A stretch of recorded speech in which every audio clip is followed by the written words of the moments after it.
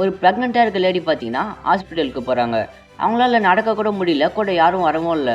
அந்த ஹாஸ்பிட்டலில் இருக்க படிக்கட்டில் ரொம்ப கஷ்டப்பட்டு ஏறி போகிறாங்க. ஏறி போன பிறகு கடைசியாக அந்த டாக்டரையும் மீட் பண்ணுறாங்க.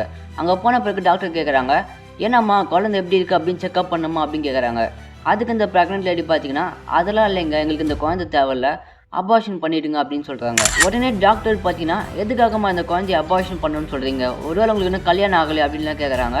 அதுக்கு இந்த ப்ரெக்னென்ட் லேடி பார்த்தீங்கன்னா, இல்லைங்க எனக்கு கல்யாணம்லாம் ஆகிடுச்சு, ஆல்ரெடி எனக்கு 3 குழந்தைங்க இருக்காங்க, இது என்னோட 4வது குழந்தை அப்படின்னு சொல்கிறாங்க. அந்த வயதில் இந்த குழந்தை யார் அப்படின்னு பார்த்தீங்கன்னா கிறிஸ்டியானோ ரொனால்டோ. அந்த அளவுக்கு போன பிறகும் எப்படி அந்த குழந்தை இந்த உலகத்துக்கு வந்துச்சு, வந்த பிறகு என்னென்ன கஷ்டங்கள்லாம் பட்டுச்சு, அப்புறம் எப்படி அதையெல்லாம் தாண்டி இன்றைக்கி இந்த உலகத்தில் ஒரு மிகப்பெரிய ஆளாச்சு அப்படின்ற வரைக்கும் ஃபுல்லாக பார்க்கலாம். அதாச்சு கிறிஸ்டியானோ ரொனால்டோவோட ஃபுல் லைஃப் ஸ்டோரியை பார்க்கலாம். ரொனால்டோ பிறந்தது எங்கே அப்படின்னு பார்த்தீங்கன்னா போர்ச்சுகல் தான். இவரோட அப்பா ஃபுட்பால் கிளப்பில் இந்த பால் எல்லாம் கிரவுண்ட் விட்டு வெளியே போச்சு அப்படின்னா அதை திரும்ப கிரவுண்டுக்குள்ளே எடுத்து போடுவாங்கள்ல, அந்த வேலையை செய்கிறாரு.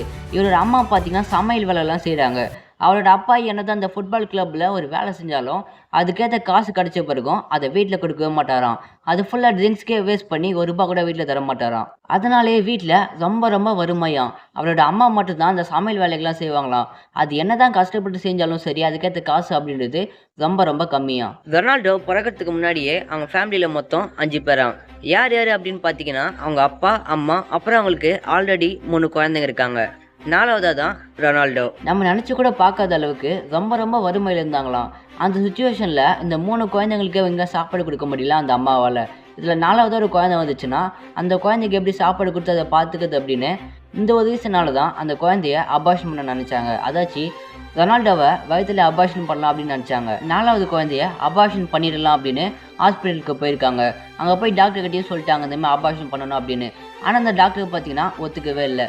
ஆனால் இந்த ப்ரெக்னென்ட் லேடி பார்த்தீங்கன்னா திரும்ப கேட்குறாங்க, இந்த குழந்தைய மட்டும் நான் பெற்றுக்கிட்டேன் அப்படின்னா இந்த குழந்தைக்கு இதோட நான் பெரிய தண்டனை எதுவுமே இருக்காது, இந்த உலகத்துக்கு வந்துச்சுன்னா கண்டிப்பாக அது சந்தோஷமாகவே இருக்காது, மிகப்பெரிய அவமானங்களையும் கஷ்டங்களையும் தான் படும் அப்படின்னு சொல்கிறாங்க. அது மட்டும் இல்லாமல் எங்களால் அவனுக்கு சாப்பாடு கூட எங்கே தர முடியாது, ஆல்ரெடி எங்களுக்கு 3 குழந்தைங்க இருக்காங்க, அந்த 3 குழந்தைங்களுக்கு எங்களால் சாப்பாடு எங்கே கொடுக்க முடியல, இந்த 4வது குழந்தைக்கு எப்படி நாங்கள் கொடுக்குது அப்படின்லாம் சொல்லி பார்க்குறாங்க. ஆனால் என்ன சொன்னாலும் அந்த டாக்டர் ஒத்துக்கவே இல்லை. அப்புறமா அந்த ப்ரெக்னென்ட் லேடி பார்த்தீங்கன்னா ஹாஸ்பிட்டல்லேருந்து வீட்டுக்கு வந்துடுறாங்க. வீட்டுக்கு வந்த பிறகு இவரோட ஹஸ்பண்ட் பார்த்தீங்கன்னா கொஞ்சம் கொஞ்சமாக கன்வின்ஸ் பண்ணுறாங்க, இந்த குழந்தைய நீ அபார்ஷன் பண்ண தேவையில்ல, என்ன நடந்தாலும் பார்த்துக்கலாம், இந்த குழந்தைய நம்ம பார்த்துக்கலாம் அப்படின்னு சொல்கிறாங்க. ஆனால் அப்போ கூட அந்த ப்ரெக்னென்ட் லேடி பார்த்தீங்கன்னா இந்த குழந்தை இந்த உலகத்துக்கு வந்துச்சு அப்படின்னா அதுதான் நான் கொடுக்குற மிகப்பெரிய தண்டனையாக இருக்கும் அப்படின்னு ஃபீல் பண்ணுறாங்க. இந்த குழந்தைய அபார்ஷன் பண்ணிடணும் அப்படின்னு வேகமாக ஓடி பார்க்குறாங்க. வேகமாக ஓடணும் அப்படின்னா அந்த குழந்தை அபார்ஷன் ஆகிடும், இதெல்லாம் சாப்பிட்டோம் அப்படின்னா அபார்ஷன் ஆகிடும் அப்படின்னு சில டெக்னிக்ஸ்லாம் ஃபாலோ பண்ணி பார்க்குறாங்க. ஆனால் என்ன சாப்பிட்டாலும் என்ன பண்ணாலும் சரி அந்த குழந்தை அபார்ஷனே ஆகலை. இந்த மாதிரியான பிறகுறதுக்கு முன்னாடியே பல தடைகளையும் தாண்டி அந்த குழந்தை கடைசியாக பிறந்துச்சு. பிறந்த பிறகு அந்த அம்மா என்னென்னலாம் நினச்சாங்களோ அதே போல் அந்த குழந்தை ரொம்ப கஷ்டப்பட்டுச்சு, அவமானங்களாக பட்டுச்சு. 3 வேளை சாப்பாடு கூட அந்த குழந்தைக்கு கொடுக்க முடியல. இப்படியே போயிட்டு இருக்கிறப்ப ஒரு நாள் இவரோட அப்பா பார்த்தீங்கன்னா அந்த ஃபுட்பால் கிளப்பில் தானே வேலை செய்கிறாரு. ஒரு நாள் இவரோட பையனை அந்த கிளப்புக்கு கூப்பிட்டு போயிருக்காரு. அதாச்சும் ரொனால்டோவை கூப்பிட்டு போயிருக்காங்க. ரொனால்டோக்கு அந்த ஃபுட்பால் மேட்சை பார்த்த உடனே ரொம்ப பிடிச்சி போச்சு, நம்ம எப்படியாச்சும் இந்த ஃபுட்பாலில் விளையாடணும், ஒரு பெரிய ஆளாகணும் அப்படின்னு அப்போ தான் ஃபர்ஸ்ட் டைம் ஒரு கனவு காண்றாரு.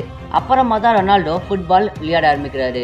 அவர்கிட்ட இந்த ஃபுட்பால் வாங்குறதுக்கான காசு இருக்காதான், அதனால ஏதோ துணியில் செஞ்ச பால்லாம் வச்சு விளையாடுவாராம், ஷூ வாங்குறதுக்கு காசு இருக்காதான். இந்த மாதிரிலாம் இருந்தப்போ கூட அவர் ஃபுட்பாலை விடாமல் தொடர்ந்து விளையாட ஆரம்பிக்கிறாரு.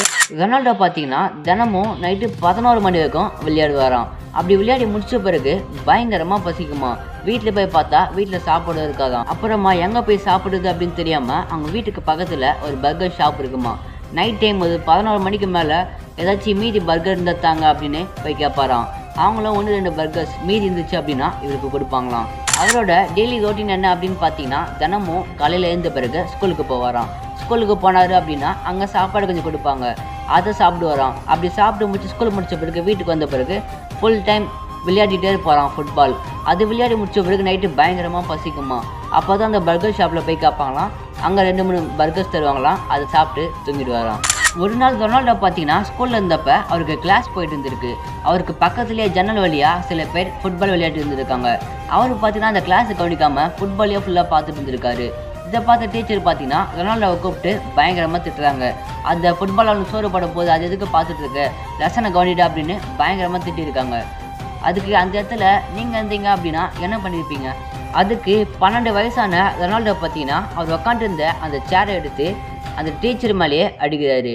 இதுவே பெரிய இஷ்யூ ஆகி அவரோட அம்மாவுக்கு தெரிய வருது. அவரோட அம்மா கிட்ட போய் ஒன்று சொல்லிடுறாரு, அம்மா இனிமேல் நான் அந்த ஸ்கூலுக்குலாம் போகலை, நான் ஃபுட்பால் விளையாட போகிறேன், இதை நான் தொடர்ந்து விளையாடினேன் அப்படின்னா கண்டிப்பாக அதில் ஒரு நாள் ஒரு பெரிய ஆள் ஆவேன் அப்படின்னு அம்மாட்ட சொல்கிறாரு. அவங்க அம்மாவும் அதுக்கு ஓகேன்னு சொல்லிடுறாங்க. அப்போலேருந்து ரொனால்டோ ஸ்கூலில் ட்ராப் அவுட் பண்ணிட்டு ஃபுட்பால் கிளப்பில் போய் ஜாயின் பண்ணுறாரு. அந்த கிளப்புக்கு ஃபீஸ் கட்டக்கூட அவங்ககிட்ட காசு இருக்காதான். இவரோட அம்மா பார்த்தீங்கன்னா சாப்பாடு வச்சுருக்க காசு கூட இந்த ஃபுட்பால் கிளப்பில் கட்டி விடுவாங்களாம். அது நம்ம பையன் ஒரு நாள் கண்டிப்பாக பெரிய ஆளாக வருவான், நம்மளை பார்த்துப்பான் அப்படின்னு இதை ஆண்ட இருக்க கொஞ்சம் காசு எல்லாத்தையுமே அந்த கிளப்பில் கட்டி அவனை ஃபுட்பால் கிளப்பில் பார்த்துட்டு இருந்திருக்காங்க. அந்த கிளப்பில் ஜாயின் பண்ண அடுத்த ஒரு வருஷத்துலேயே அவரோட ஹார்ட்டில் ப்ராப்ளம் அப்படின்னு தெரிய வருது. அவருக்கு 2 ஆப்ஷன்ஸ் இருக்குது. ஃபர்ஸ்ட் ஆப்ஷன் என்ன அப்படின்னு பார்த்தீங்கன்னா, எந்த இடத்துலையும் ஓடாமல் இந்த ஃபுட்பால் அப்படின்ற ஒன்று விளையாடாமல் ஒரே இடத்துல உட்காந்து இந்த டேப்லெட்லாம் சாப்பிட்டுக்கிட்டு அப்படியே வாழ்ந்துட்டு இருந்தார் அப்படின்னா அவர் அப்படியே ஒரு லைஃப்பை கண்டினியூ பண்ணலாம். Second option operation. இந்த ஆப்ரேஷனில் அவர் நல்லபடியாக குணமாகி இந்த ஃபுட்பால் விளையாட கண்டினியூ பண்ணலாம் அப்படின்னு சொல்கிறாங்க. அப்படி இல்லைன்னா பை சான்ஸ் அவர் இறந்து போக கூட சான்ஸ் இருக்குது அப்படின்னு சொல்கிறாங்க. இதில் ரொனால்டோ பார்த்தீங்கன்னா செகண்ட் ஆப்ஷனை சூஸ் பண்ணுறாரு. தன்னோட அப்பா அம்மா கிட்ட சொல்கிறாங்க என்னென்னா, நான் உயிரோடு இருந்தால் கண்டிப்பாக ஃபுட்பால் விளையாடுவேன், எனக்கு எப்படியாச்சும் ஆப்ரேஷன் பண்ணுங்க அப்படின்னு அவர் அப்பா அம்மா கிட்ட கேட்டுக்கிறாரு. இப்படி இருக்க சுச்சுவேஷனில் அவங்க செகண்ட் ஆப்ஷனை சூஸ் பண்ணுறாங்க. அவரோட அப்பா அம்மாவும் எப்படியே கஷ்டப்பட்டு அந்த காசுலாம் கலெக்ட் பண்ணி அவருக்கு நல்லபடியாக ஆப்ரேஷன் நடத்தி முடிக்கிறாங்க. அந்த ஆப்ரேஷன் முடிஞ்ச பிறகு திரும்ப எழுந்த உடனே ஃபுட்பால் விளையாட ஆரம்பிக்கிறாரு. அவ்வளோ கஷ்டத்துக்கு பின்னாடி தான் இன்றைக்கி அவர் இவ்வளோ பெரிய ஃபுட்பாலராக இருக்கார். அது மட்டும் இல்லாமல் அவருக்கு 3 வேளை சாப்பாடு கிடைக்கிறதே பெரிய விஷயமா இருந்துச்சு. இன்றைக்கி பார்த்தீங்கன்னா 140 கோடிக்கு மேலே வாங்குறாரு மாதத்துக்கு. அது மட்டும் இல்லாமல் அவரோட உடம்புல எங்கேயுமே டேட்டு குத்திருக்க மாட்டாராம்.